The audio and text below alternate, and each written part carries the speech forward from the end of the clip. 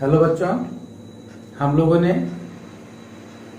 अभी तक इसके पिछले वाले लेक्चर में हमने पढ़ा था कि एक समान विद्युत क्षेत्र में द्विध्रुव पर बलयुग्म का गुण उस द्विध्रुव को एक समान विद्युत क्षेत्र में थीटा को घुमाने में किया गया कार्य और उसकी स्थितिज ऊर्जा के बारे में हमने देखा और पढ़ा। अब हम लोग आगे एक इम्पोर्टेंट टॉपिक देखेंगे। आज का टॉपिक हम देखेंगे, पहला टॉपिक क्षेत्र सदिश। क्षेत्र सदिश का मतलब है कि क्षेत्र मतलब होता है एरिया और सदिश मतलब जिसकी दिशा हो। तो प्रत्येक जो आपका एरिया होता है, पृष्ठ होता है, उसका प्रत्येक एरिया का एक डायरेक्शन होता है, एक दिशा होता है। तो प्रत्येक सदिश जो प्रत्येक क्षेत्र जो है वो सदिश क्षेत्र कहलाएगा और उसकी जो डायरेक्शन होती है वो हमेशा किधर होती है। जैसे कि हम आपको एग्जाम्पल के रूप में बता रहे हैं, जैसे कि ये है, इसका एक एरिया है, तो इस एरिया का एक डायरेक्शन होगा, दिशा होगी, वो दिशा किधर होती है, इसके इस क्षेत्र के लंबवत बाहर की ओर। इस क्षेत्र के लंबवत हमेशा बाहर की ओर इसकी डायरेक्शन होती है, उसे बोलते हैं हम लोग सदिश क्षेत्र या क्षेत्र सदिश। तो इसको आप लोग लिख सकते हैं, लिखेंगे, डालेंगे हेडिंग क्षेत्र सदिश, तो लिख सकते हैं उसको आप लोग क्या लिखेंगे, लिख लीजिए। प्रत्येक पृष्ठ का क्षेत्रफल एक सदिश राशि होता है। प्रत्येक पृष्ठ का क्षेत्रफल एक सदिश राशि होता है जिसमें परिमाण के साथ साथ दिशा भी होती है, जिसमें परिमाण के साथ साथ दिशा भी होती है। अब यहाँ पे हम बात करते हैं, जो क्षेत्र है ये दो प्रकार से होती है। एक तो होता है पूरा समतल क्षेत्र जिसकी लंबाई चौड़ाई हमको क्लियर कट पता हो, और दूसरा होता है वक्रीय। तो जो देखिए, मैं डायग्राम में थोड़ा आपको बता रहा हूं। एक मान लीजिए कि एक आपका एरिया ये है और ये इस प्रकार का क्षेत्र है, तो ये वक्रीय हुआ और ये क्या हुआ, आपका ये एरिया हुआ। ये समतली कहलाएगा,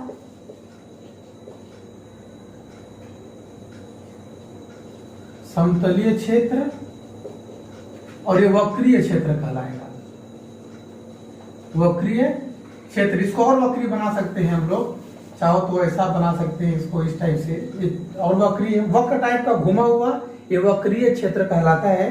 तो इसका जो डायरेक्शन होगा, जैसे मान लीजिए ये इस प्रकार से सरफेस है, तो इसका डायरेक्शन मान लो हम ऐसे बना रहे हैं, ऊपर की ओर दिखा रहे हैं, ये इसका हुआ यहां से क्षेत्र सदिश। ये क्या कहलाएगा, क्षेत्र सदिश। मान लेते हैं कि ये एरिया जो है, ये एरिया कितना है, डीएस है, तो ये जो डीएस होगा ये इसका क्षेत्र सदिश कहलाएगा। और इसकी दिशा किधर है, एकांक वेक्टर आप लोग पढ़े होंगे, एकांक, या उसको हम लोग क्या बोलते हैं, यूनिट चार्ज। यूनिट चार्ज तो हम लोगों ने पढ़ लिया है, इसको बोलते हैं हम लोग इकाई सदिश।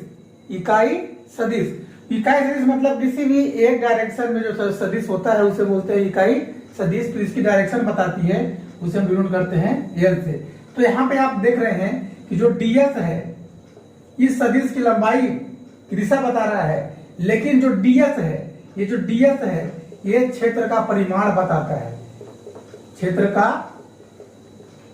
परिमाण बताता है डीएस। ये क्षेत्र कितना है और इसकी दिशा किधर है, लंबवत ऊपर की ओर। ठीक है, ये तो हम समझ गए। अब आता है वक्रीय क्षेत्र का। वक्रीय क्षेत्र को अगर हम लोगों को समझना है तो इसको हम लोग क्या करेंगे, मान लेते हैं पूरा क्षेत्र कितना है, एस है, तो वक्रीय क्षेत्र को पहले हम लोग समतली क्षेत्र में बदलेंगे। और इसको बदलने का तरीका क्या है कि इसको छोटे छोटे पार्टों में से डिवाइड कर दिया जाता है इस प्रकार से। तो किसी भी एक पार्ट को मान लेते हैं, ये इसका एरिया कितना है, डीएस है, तो ये परिमाण इसका डीएस हुआ। अब इसका जो क्षेत्र होगा वो ऊपर की ओर होगा, तो ये होगा आपका सदिश डीएस, इसलिए इसका क्या हो जाएगा, यूनिट वेक्टर एन।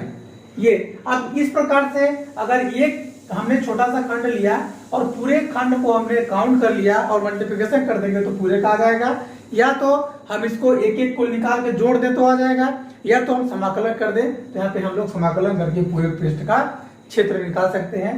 तो ये होता है छात्रों, क्या होता है, ये होता है सदिश क्षेत्र, याद रखेंगे इसको, ये होता है सदिश क्षेत्र। तो हम लोग यहाँ पे लिख सकते हैं कि जो ds होता है, जो परिमाण होता है ds, ये कितना बराबर, किसके बराबर होता है ये बताइए। ये ds किसके बराबर लिख सकते हैं हम लोग, सदिश को ds unit vector, unit vector का मतलब होता है इसका मान इकाई होता है। तो हम लोग इसके पर हम लोग सदिश इसको भी लिखेंगे तब भी ठीक है, इसको भी लिखेंगे तब भी ठीक है। ये लिखेंगे तो इसका डायरेक्शन बताएगा, और डायरेक्शन हमेशा किधर होता है, एक समतल का डायरेक्शन उसके लंबवत बाहर की ओर, याद रखेंगे आप लोग। तो वो होगा इस समतल का दिशा बताएगा, और ये जो है वो पूरा समतल बताएगा। बस समझ में आ गया। इसका परिमाण ds है, इसकी दिशा क्षेत्र सदिश बोलेंगे तो उसका लंबवत बाहर की ओर निकलता है। जैसे हमारा यहाँ थैली है, इसका ये परिमाण तो ये पूरा हुआ एरिया, लेकिन इसका दिशा किधर है, इसका दिशा इसके लंबवत बाहर की ओर होता है। इसी प्रकार से आप किसी को भी, जैसे ये बुक है, इस बुक का ये पूरा एरिया है, ये एरिया का परिमाण हुआ, लंबाई गुणे चौड़ाई निकाल लेंगे, बट इसका क्षेत्र किधर है, इसके लंबवत बाहर की ओर। जब क्षेत्र सदिश लिखेंगे तो सदिश का चिन्ह लगाएंगे, अगर परिमाण लिखेंगे तो हम इसका परिमाण पर लिखेंगे। ठीक है, ठीक है। ये हो गया आपका क्षेत्र सदिश, ये पूरा आपको समझ में आ गया। अब हम लोग का अगला टॉपिक है, अगला टॉपिक हम लोग पढ़ेंगे ये क्षेत्र सदिश कंप्लीट। इसके बाद हम लोग पढ़ेंगे आपका विद्युत फ्लक्स की अवधारणा, विद्युत फ्लक्स की अवधारणा पहले देखते हैं। कॉन्सेप्ट ऑफ इलेक्ट्रिक फ्लक्स,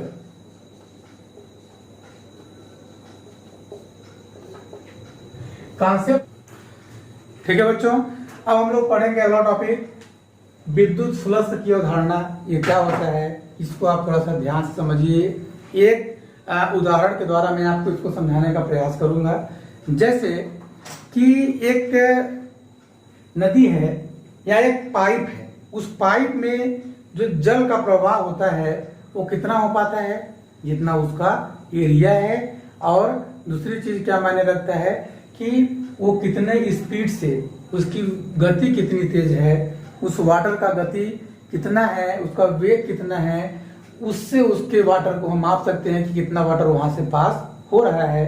ठीक उसी प्रकार से जब हम लोग विद्युत फ्लक्स पढ़ेंगे तो अगर कोई एरिया है, जैसे मान लेते हैं ये हमारे पास कोई पृष्ठ है, इस पृष्ठ से अगर इसको एक समान विद्युत क्षेत्र में रख दिया जाए, एक समान विद्युत क्षेत्र में इसको रख दिया जाए, तो इस पृष्ठ से कितनी बल रेखाएं गुजर सकती हैं, ये किस बात पर निर्भर करेगा, इस बात पर निर्भर करेगा कि इसका जो पृष्ठ है, एरिया कितना है, और इसमें से इसकी तीव्रता कितनी है। तीव्रता को पानी के वेग से मापा गया है, और एरिया मतलब एरिया, तो तीव्रता कितनी तेज है। जैसे एक समझिए आप, जैसे कि मान लीजिए एक पाइप के थ्रू हमने वाटर यहाँ पे ले जा रहे हैं, यहाँ पे हमको स्टोर करना है पानी को, तो पानी स्टोर जो हो रहा है, इस स्टोर की क्वांटिटी, मात्रा किस पर निर्भर करेगी। पहला तो ये कि इसका एरिया कितना है, मतलब ये पाइप कितनी चौड़ी है, कितनी इसकी मोटाई और कितनी इसकी एरिया है, और इसका वेग कितना है। ये ज्यादा वेग से होगा तो पानी ज्यादा मात्रा में यहाँ पे आएगा, एरिया भले इतना ही रहे। समझ में आ रहा है बात, या तो एरिया ज्यादा कर दें, वेग कम रहेगा तब भी पानी ज्यादा आएगा। कहने का मतलब है कि अगर इस वाटर को हम देख रहे हैं कि अगर यहाँ पे वाटर इकट्ठा करना है तो ये चीज हमको बदलनी पड़ेगी। ठीक उसी प्रकार से हम विद्युत फ्लक्स पढ़ने वाले हैं। जब मान लीजिए यहाँ पे एक हमने इस प्रकार से एरिया बनाया, इस प्रकार से हमने एक एरिया यहाँ पे बनाया, ठीक है ना। इस एरिया में इसको मान लेते हैं एक समान विद्युत क्षेत्र इस प्रकार से यहाँ से गुजर रही है, यहां तक गुजर सकती हैं, यहां तक में गुजर सकती हैं। इस पृष्ठ में कितना निकल सकती हैं बल रेखाएं, ये एक समान विद्युत क्षेत्र की बल रेखाएं हैं। ये विद्युत क्षेत्र है ई, और इसका क्षेत्रफल ये कितना है ds है। और छात्रों में भी बताया था आपको कि अगर कोई भी क्षेत्र है तो इसका जो डायरेक्शन होता है वो किधर होता है, इसका डायरेक्शन किधर, इसका क्षेत्र सदिश अगर हम सदिश रूप में लिखेंगे तो अगर ये पृष्ठ ऐसे है तो इसका क्षेत्र किधर होगा, लंबवत बाहर की ओर। अगर ये पृष्ठ ऐसा रखा है तो इसमें बल रेखाएं इस प्रकार से पड़ेंगी और जितना इसका एरिया है उतना बाहर की ओर निकल जाएंगे। बात समझ में आ रही है? ठीक है।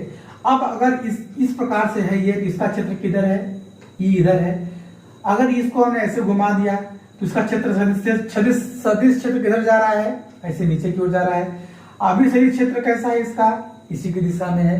मतलब कि अगर हम इसको इसके पृष्ठ को क्षेत्र के लंबवत रखते हैं, देखिए क्षेत्र लंबवत है इस पृष्ठ के, तो बल रेखाएं इसमें से अधिकतम निकल सकती हैं। लेकिन अगर इसको हम थोड़ा सा ऐसे घुमाते जाएं, ऐसे घुमाते जाएं, थोड़ा सा इसको ऐसे घुमाते जाएं तो बल रेखाओं की संख्या कम से कम इसमें जाएगी और धीरे धीरे करते करते बल रेखाएं कम होती जाएंगी और इससे गुजरने वाली बल रेखाओं की संख्या शून्य हो जाएगी। कब? जब ये सीधे ऐसे हो जाएगा। बस समझ में आ रही है? लेकिन जो इसका सदिश क्षेत्र अभी किधर है, अंदर की ओर है, इसके लंबवत। या इसको हम ऐसे था ऐसे रखते गए, सदिश क्षेत्र किधर आता गया, ऐसे आता गया। बात समझ में आ पा रही है? तो यानी कि इस बल रेखाओं की संख्या को अगर हम इस पाइप से तुलना करें कि वाटर कितना यहाँ पे जा रहा है, अगर हम इस पानी की तुलना इस विद्युत लाइन से करें, विद्युत क्षेत्र से करें, तो इसकी क्षेत्र विद्युत बल रेखाएं कब अधिकतम इसमें जा पाएंगी, कब? जब एरिया ज्यादा हो या तो इसकी इंटेंसिटी ज्यादा हो। इंटेंसिटी का मतलब क्या है, इसके जैसा वेग होता है ना, पानी को हमने वेग से और इसको इंटेंसिटी से कंपेयर किया है, तो इसकी इंटेंसिटी ज्यादा होगी तो ज्यादा बल रेखाएं पास हो पाएंगी। अगर इसकी एरिया ज्यादा है तब ये ज्यादा पास हो पाएगा। तीसरा चीज, अगर इसको हम लोग ऐसे थोड़ा सा घुमा दिए, थोड़ा सा ऐसे घुमा देंगे, थोड़ा सा ऐसे अगर घुमाएं, अगर ये ई है, इसको हमने थोड़ा सा ऐसे, इसको हमने क्या किया, ऐसे घुमा दिया, तो ये डीएस इसका क्षेत्र किधर चला जाएगा, ये डीएस है सर, जिसे क्या है, ई है। तो अगर इसको ऐसे हम घुमाएंगे तो थोड़ा सा एंगल बनेगा, क्षेत्र की दिशा बाएं से दाएं है और पृष्ठ को हमने घुमा दिया तो इसका सही क्षेत्रफल थोड़ा सा डिफ्लेक्शन हो जाएगा और जैसे ये पहले ऐसे था, अब पहले एंगल, थोड़ा सा एंगल बना लेगा। अगर एंगल बना लिया इस प्रकार से, या तो हम लोग तो इस क्षेत्र का मान कितना होगा, क्योंकि ये बेस कहा जाएगा। आप देखिए, अब इसको हमने ऐसे घुमाया, जब ऐसे घुमाएंगे तो विद्युत क्षेत्र और इसके बीच का कोण कितना बना है, थीटा बना है, और ये क्या है, डीएस है। तो इनके बीच जो फ्लक्स होगा वो कितना होगा, मान लीजिए अभी एंगल नहीं बना है तो इससे गुजरने वाला फ्लक्स कितना हो जाएगा, कितना एरिया है और कितने इंटेंसिटी से ये पास हो रहा है, तो क्या हो जाएगा, ई इंटू डीएस। ये हो जाएगा कितना, फाई इक्वल टू सदिश ई इंटू सदिश डीएस, और इसी को लिख सकते हैं phi equal to E DS cos theta. आपने पढ़ा है इसको, डॉट गुणनफल को हम लोग कॉस थीटा के रूप में लिख सकते हैं, और ये थीटा किसके बीच का कोण है, ई और डीएस के बीच का कोण। अब उसको समझते हैं, ई और डीएस के बीच का जो कोण होता है उसको समझते हैं। देखिए, ई तो उसी दिशा में है, ई तो उसी दिशा में है, और डीएस जो है उसको अगर हम लोग घुमाएंगे ऐसे तो भी एंगल बनेगा, ऐसे घुमाएंगे तब भी एंगल बनेगा, ऐसे घुमाएंगे तब भी एंगल बनेगा, ऐसे घुमाएंगे तब भी उसका कोण कुछ न कुछ बनेगा। तो अगर इसको हम लोग मान लीजिए ऐसे है और इसको हम ऐसे घुमाते गए तो फ्लक्स का मान धीरे धीरे कम होता जाएगा। और देखिए समझिएगा, अभी ऐसे है, ये इसका क्षेत्र इधर है, अब इसको इस पृष्ठ, ये पृष्ठ है और पृष्ठ की दिशा किधर है, इसके लंबवत। हमने बता चुका है अभी, पृष्ठ और दिशा को आप लोग नहीं भूलेंगे, उसको ध्यान देंगे। पृष्ठ और दिशा को आप लोग नहीं भूलेंगे। पृष्ठ ऐसा है तो इसका दिशा किधर होगा, इधर। अगर इस पृष्ठ को हम धीरे धीरे झुका रहे हैं तो इसकी दिशा किधर होती जा रही है, ऊपर आती जा रही है, ऊपर आती जा रही है। अगर इस पृष्ठ को हमने ऐसे कर दिया तो इसकी दिशा किधर हो गई, लंबवत बाहर की ओर। इस कंडीशन में क्या इस पृष्ठ से बल रेखाएं गुजरेंगी, नहीं गुजरेंगी। एक कौन सा कंडीशन है, थीटा का मान कितना हुआ अभी इस कंडीशन में, थीटा इक्वल टू 90 हुआ। जब ये ऐसा था तब थीटा क्या था, थीटा मतलब डीएस। डीएस क्या मतलब, ये इसके डीएस सदिश क्षेत्र डीएस और ई के बीच का कोण कितना था, ऐसे में 0, क्योंकि एक ही दिशा में दोनों हैं। जब ई और डीएस एक ही दिशा में होंगे थीटा बराबर कितना हो जाएगा, 0। जब थीटा बराबर 0 होगा तो फाई की वैल्यू कितनी हो जाएगी, फाई की वैल्यू हो जाएगी आपका, देखिए जब थीटा इक्वल टू 0 तब फाई इक्वल टू हो जाएगा कितना, ई डी एफ कास 0। तो कास 0 की वैल्यू कितनी होती है 1, तो हो जाएगा ई इंटू डी एफ। देखिए यहाँ पे कितना प्लस का निकलेगा। लेकिन जब थीटा की वैल्यू तब फाई ई प्लस होता है, ये फाई ई अभी लिखाऊंगा इसको मैं, कितना होता है ये ई डी एस थीटा की जगह पे क्या रखेंगे अपन लोग 90, तो हो जाएगा 90 का मान कितना होता है cos 90। cos 90 की वैल्यू कितनी होती है 0, तो हो जाएगी 0। यानी कि जब ये पृष्ठ ऐसा होगा तो इस पर कोई बल रेखा नहीं गुजरेगी, जब ये पृष्ठ ऐसा रहेगा तो इस पर बल रेखा गुजरेंगी। तो आप लोग लिख लेंगे विद्युत फ्लक्स का क्या है, उसको लिखिए कि विद्युत क्षेत्र में स्थित किसी भी पृष्ठ से अभिलंबवत, क्योंकि लंबवत गुजरती है ना, अभिलंबवत गुजरने वाली कुल बल रेखाओं की संख्या को विद्युत फ्लक्स कहते हैं। फिर से एक बार समझिएगा इसको, विद्युत क्षेत्र में स्थित किसी भी पृष्ठ से अभिलंबवत गुजरने वाली कुल बल रेखाओं की संख्या को विद्युत फ्लक्स कहते हैं। इसे फाई ई से प्रदर्शित करते हैं, इसीलिए हमने लिखा है विद्युत flux phi E equal to E D S cos theta. ये दोनों आप लोग यहाँ पे नोट कर लेंगे। और यह फ्लक्स कब अधिकतम होगा और कब न्यूनतम, तो जब थीटा इक्वल टू 0 तब फ्लक्स का मान अधिकतम होगा, और जब थीटा इक्वल टू 90 तब फ्लक्स का मान न्यूनतम यानी कि 0 होगा। ठीक है बच्चों, ये आपको अच्छे समझ में आ गया होगा। ये होता है विद्युत फ्लक्स। और विद्युत फ्लक्स दो प्रकार का होता है।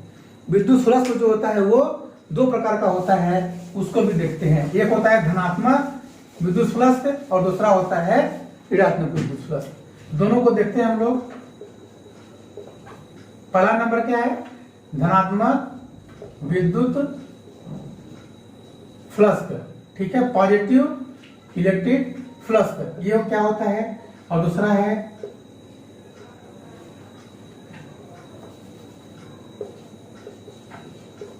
ऋणात्मक विद्युत फ्लक्स। धनात्मक विद्युत फ्लक्स का क्या होगा, धनात्मक विद्युत फ्लक्स का क्या होगा, जब पृष्ठ से, जैसे जब पृष्ठ से गुजरने वाली विद्युत बल रेखाएं बाहर की ओर होती हैं तो धनात्मक विद्युत फ्लक्स कहलाएगा। और जब विद्युत बल रेखाएं अंदर की ओर होती है, जैसे कि यहां से इंटर करेंगे तो ये ऋणात्मक विद्युत फ्लक्स कहलाएगा, जहां से निकलेंगे वो धनात्मक विद्युत फ्लक्स कहलाएगा। याद रखेंगे इसको, ठीक है। तो इसी को बोलते हैं कि फ्लक्स अभिसरित हो रहा है, इसको बोलते हैं फ्लक्स अपसरित हो रहा है। जैसे कि कैसे समझ सकते हैं इसको, जैसे मान लीजिए हम लोग एक चित्र बना रहे हैं, हम इसको आप लोग ध्यान समझिएगा, ठीक है। यहाँ पे ऋण आवेश है और यहाँ पे धन आवेश है, ये ऋण और ये धन, ठीक है। अब यहाँ पे बल रेखा कैसे निकलेंगी बताइए, प्लस से माइनस की ओर कि माइनस से प्लस की ओर।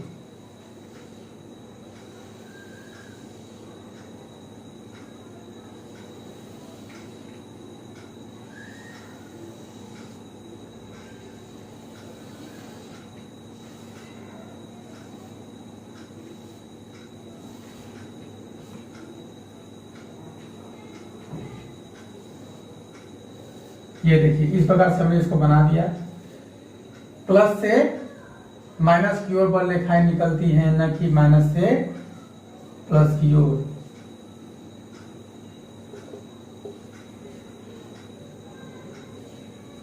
ठीक है ना, ये आपका हो गया। यहाँ पे हम 2-3 एरिया बनाएंगे। एक तो ये ऐसे बना रहे हैं,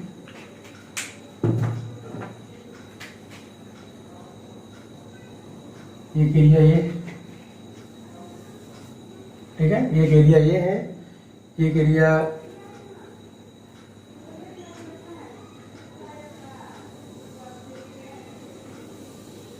ये, पूरी एरिया देखते हैं इसमें, ठीक है। तो यहाँ पे देखिए धनात्मक विद्युत फ्लक्स कहाँ पे है, जहां से विद्युत बल रेखाएं निकल रही होंगी बाहर की ओर, वहां पे क्या होगा, धनात्मक। तो यहाँ पे देखिए ये विद्युत प्लस धनात्मक होगा और यहाँ पे विद्युत प्लस ऋणात्मक होगा, क्योंकि यहाँ पे आ रही है चारों तरफ से और यहाँ पे जा रही है। इस एरिया में जितनी बल रेखाएं आ सकती हैं वो धनात्मक विद्युत प्लस कहलाएगा। मान लेते हैं S1 है, S2 है और S3 है, तो ये धनात्मक विद्युत प्लस, ऋणात्मक विद्युत प्लस और ये पूरा चारों तरफ का ये विद्युत प्लस क्या कहलाएगा, शून्य कहलाएगा। यहाँ पे विद्युत प्लस का मान फाई का मान क्या होगा, यहाँ पे 0 होगा। यहाँ पे अधिक, यहाँ पे होगा धनात्मक, यहाँ पे ऋणात्मक, यहाँ पे शून्य। क्यों? क्योंकि जितनी बल रेखाएं निकल रही हैं उतनी बल रेखाएं यहाँ पे समाप्त हो रही हैं। तो एरिया तीसरा नंबर जो बड़ा वाला गोला है इसमें प्लस का मान कितना है, 0 है। पास समझ में आ गया। इसको हम लोग मानेंगे क्या, शून्य है, कोई दिक्कत नहीं है। क्यों शून्य है? क्योंकि ये जो जितनी बल रेखाएं यहाँ से निकल रही हैं उतनी बल रेखाएं यहाँ पे इंटर कर रही, यहाँ पे से निकल रही है, यहाँ पे प्रवेश कर रही है, तो कुल बल रेखाएं क्या हो जाएंगी, इसकी 0 हो जाएंगी। ठीक है।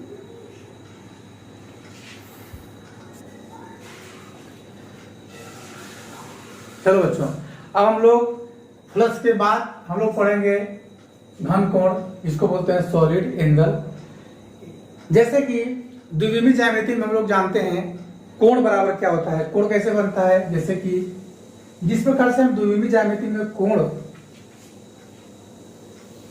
समझाना, इसको समझिए थोड़ा सा। द्विविमीय ज्यामिति में जो होता है कोण इक्वल टू, ये क्या होता है, एक वृत्त की परिधि और त्रिज्या में एक संबंध होता है। वृत्त की परिधि और त्रिज्या में एक संबंध होता था, जिसे हम लोग क्या लिखते थे, 2πr/r इक्वल टू क्या लिखते थे, 2π। ये होता था किसमें, वृत्त की परिधि और त्रिज्या में एक संबंध होता था, जिसको हम लोग इस प्रकार से लिखते थे, किसमें, द्विविमीय ज्यामिति में, वृत्त में। जैसे कि मान लीजिए वृत्त का सेंटर वो है, यहां से हमने एक चाप काटा जिसको हम लोग आर्क बोलते हैं। अगर ये एंगल थीटा है तो हम लोग थीटा इक्वल टू लिखते थे, थीटा मतलब कोण, बराबर क्या लिखते थे, चाप बटे त्रिज्या। क्योंकि ये एक वृत्त क्या है, एक इमेजिन है, ये 2D होता है, केवल लंबाई और चौड़ाई हो सकती है इसमें, समझ में आ रहा है बात। इसलिए इसमें प्लेन होता है बस, इसमें हम लोग क्या लिखते हैं, चाप बटे त्रिज्या। इसको हम लोग चाप मानते हैं, इसी को बोलते हैं आप लोग आर्क बाय रेडियस। हम लोग इतना पढ़े हैं। ये हो गया आपका एंगल। चूंकि इनमें एक संबंध होता है तो ये एक नियत राशि है, नियत मतलब अचर राशि है, अतः इसका मात्रक क्या होता है, एक विमाहीन राशि है, इसीलिए इसे इसका एक मात्रक दे दिया गया रेडियन। इसलिए कोण को मापते हैं हम लोग किससे, रेडियन से। हालांकि ये विमाहीन राशि है, क्यों, क्योंकि चाप भी एक लंबाई है, त्रिज्या भी लंबाई है, तो चाप बटे त्रिज्या का दोनों का मात्रक क्या हो जाएगा, मीटर बटे मीटर। तो इसकी कोई भाई इसका मात्रक नहीं होगा, लेकिन कोण को मापने के लिए हम लोग रेडियन इसलिए बोलते हैं क्योंकि ये पाई में आता है और इसका एक संबंध होता है।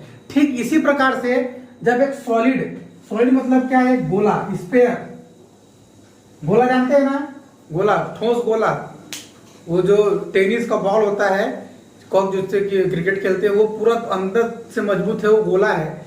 और जैसे बेंगल चूड़ी होती है ना, अगर उसको आप इस प्रकार से इमेजिन करेंगे तो वो वृत्त होता है और ये गोला। अगर ये गोले को, मतलब गोला कैसा होता है, सॉलिड होता है, सॉलिड को अगर यहाँ पे इस प्रकार से अगर एरिया ले ले, थोड़ा सा यहाँ से एरिया लेके इस प्रकार से इसके सेंटर से इसको ऐसे कट करें, इस प्रकार से कट करें, तो त्रिज्या ये होगा और ये क्षेत्र इसका क्या हो जाएगा, ds क्षेत्र हो जाएगा। मान लेते हैं कितना क्षेत्र है यहाँ पे, ds है। और ये जो वृत्त है, वृत्त सॉरी क्या है, स्फीयर है, तो इसमें भी जिस प्रकार से इसमें एक संबंध होता है उसी प्रकार से इसमें भी एक संबंध होता है। इसका संबंध क्या होता है, इसमें हम लोग ये जो एंगल बनता है, ये वाला एंगल, ये चारों तरफ से बनता है। और ये क्या, अगर इसको हम काटेंगे तो क्या निकलेगा, यहाँ से एक कोण निकलेगा, शंकु आकार का निकलेगा ऐसे। तो शंकु जो निकलेगा वो चारों तरफ ऐसे एंगल बनेगा। मतलब ये जो पृष्ठ है ऊपर वाला, इसका एक वृत्त ऐसे बनेगा, इमेजिन करिए। तो चारों तरफ से हम काटे हैं, तो जब इसको हम लोग काटे हैं तो यहाँ से अगर यहाँ कोई पॉइंट लिए तो यहाँ से इस पॉइंट को मिलाइए, यहाँ से इस पॉइंट को मिलाइए, यहाँ से इस पॉइंट को मिलाइए। इसी प्रकार से चारों तरफ से इस पॉइंट को अगर आप ऐसे मिलाएंगे इस प्रकार से, तो क्या बनेगा, इसमें चारों तरफ से गोल सा कोण बनेगा। तो ये जो कोण होगा इसे बोलते हैं हम लोग घन कोण, और घन कोण को लिखते हैं ओमेगा से। ये होता है क्या, घन कोण, इसको लिखते हैं ओमेगा से। और ओमेगा को ही बोलते हैं, इसी घन को बोलते हैं सॉलिड एंगल। सॉलिड एंगल इसलिए बोलते हैं क्योंकि इसको एक सॉलिड से काटा गया है, ठीक है ना। ठीक इसी प्रकार से, जिस प्रकार से हम लोग ये लिखते हैं कोण बराबर चाप बटे त्रिज्या, यह संबंध इस प्रकार से होता है, इसी प्रकार से ओमेगा का जिस प्रकार से इसका चाप और त्रिज्या से होता है उसी प्रकार इसका क्या होगा, इसमें चाप तो है नहीं, इसमें एरिया है, एरिया और रेडियस, रेडियस का स्क्वायर। तो यहाँ पे जो ओमेगा होगा घन कोण, ओमेगा इक्वल टू होता है एरिया, एरिया ये क्या है, ये वृत्त है, तो एरिया मतलब हम लिख रहे हैं ds बटे आर स्क्वायर, ये आप याद रखेंगे। इस प्रकार से कोण बराबर चाप बटे त्रिज्या मतलब ए बी बटे आर, तो यहाँ पे आर होता है, यहाँ पे आर स्क्वायर होता है। अब ये ds, ds कितना है देखिए इसको, अब यहाँ पे हम निकाल रहे हैं उसकी वैल्यू को, आप समझिएगा उसकी वैल्यू को। अगर ये ओमेगा ds किस प्रकार से है, ये कैसा है, ये गोला है, तो गोले का पृष्ठ क्या होता है 4 पाई आर स्क्वायर, पृष्ठ क्षेत्रफल यही होता है ना अपान आर स्क्वायर। तो ओमेगा का वैल्यू कितनी आ गया 4 पाई, तो इसकी वैल्यू हमेशा कितनी होती है 4 पाई होती है, किसकी, ओमेगा की वैल्यू कितनी होती है 4 पाई। अब एक बात और, अगर इस पृष्ठ का क्षेत्रफल इस यहां पे है विद्युत क्षेत्र की दिशा और यह है ds की दिशा इधर है, अगर इसको इस पृष्ठ को हमने ऐसे घुमा दिया थोड़ा सा, क्षेत्र की दिशा इधर ही है, अभी क्षेत्र किधर हो जाएगा, ये इधर हो जाएगा, तो ये हो जाएगा आपका ds, ये है थीटा। तो ये एरिया कितना हो जाएगा, इस एरिया से कितना, ये एरिया जो है इस एरिया का मान हम लिख सकते हैं ds cos थीटा, इस लाइन का मान, तो ds cos थीटा हम लोग क्या लिखेंगे कहाँ पे, यहाँ पे, तो इसकी वैल्यू इसी प्रकार से ये ओमेगा एक रूप और धारण कर लेगा, इसको बोलते हैं हम लोग ds cos थीटा बटे आर स्क्वायर। तो हम इसकी वैल्यू भी याद रखेंगे, ये होता है मान लेते हैं ये जो एंगल है ये कितना है डी ओमेगा, किसके लिए, ds के लिए, पूरे के लिए निकालेंगे, ये कितना था ये सॉरी डी ओमेगा, और ये भी क्या है डी ओमेगा, डी ओमेगा मतलब छोटे से खंड के लिए। अगर पूरे के लिए एंगल निकालेंगे तो हम लोग क्या कर देंगे, पूरे के लिए निकालेंगे क्षेत्रफल के लिए, तो हो जाएगा इधर का ओमेगा और इधर लगा देंगे हम लोग समाकलन आर। ये होता है क्लोज्ड बॉडी, क्लोज्ड मतलब पूरे पृष्ठ के कारण, इस पूरे पृष्ठ के कारण जो फ्लक्स आएगा वो हो जाएगा ds cos थीटा बटे आर स्क्वायर, और इसी ओमेगा का मान कितना होता है 4 पाई। आप इस वैल्यू को याद रखेंगे, आप इस वैल्यू को याद रखेंगे, ठीक है ना। तो ये 4 पाई भी होता है ओमेगा का मान, और ds cos थीटा बटे आर स्क्वायर भी होता है, किसका मान, ओमेगा यानी कि एक घनकोण का मान, ठीक है ना। ये आपको अच्छे से समझ में आ गया होगा। अब हम लोग समझ लिए घन कोण, कोण समझ लिए। अब हाँ, इसके एक चीज और हम आपको बताने वाले थे, वो चीज छूट गया था, जो विद्युत फ्लक्स है, विद्युत फ्लक्स का जो फाई होता है वो कितना होता है E ds cos थीटा या E इंटू ds।